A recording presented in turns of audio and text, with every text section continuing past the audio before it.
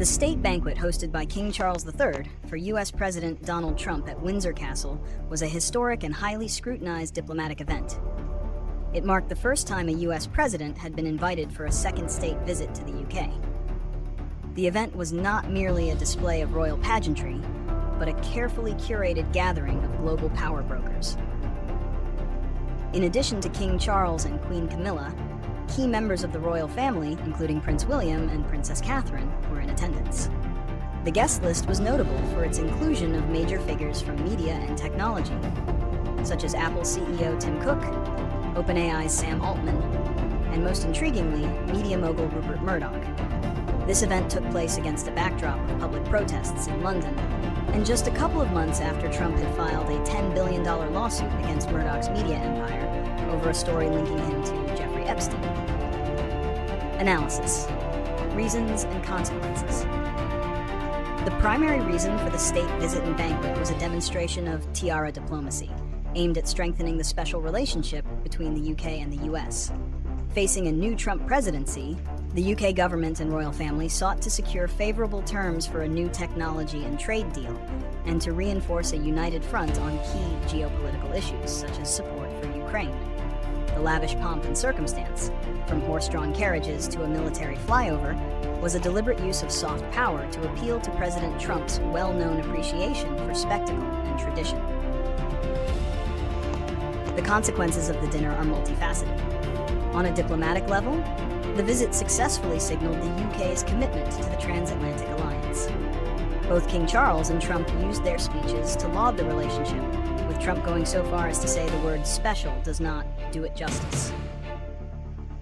The presence of tech leaders like Tim Cook and Sam Altman also underscored the economic agenda of the visit, which is expected to result in significant US investment in the UK's technology sector.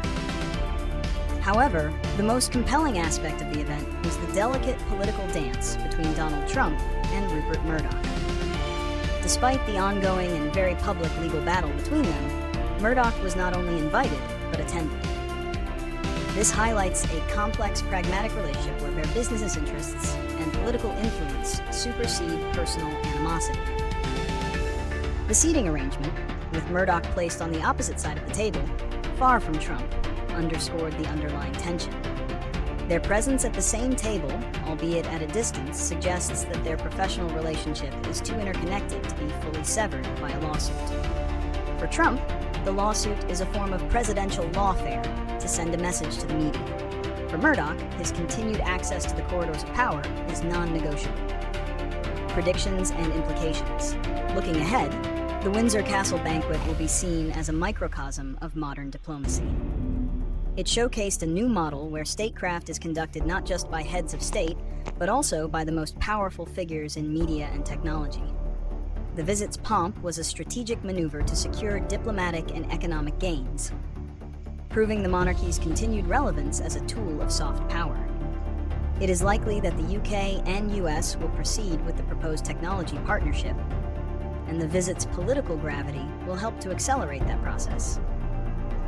As for the Trump-Murdoch relationship, the public coexistence at the banquet suggests that their legal and business entanglements will continue to be a messy but enduring feature of their dynamic. The lawsuit may never make it to a definitive conclusion, but will instead serve as a backdrop for a relationship governed by mutual, if strained, utility.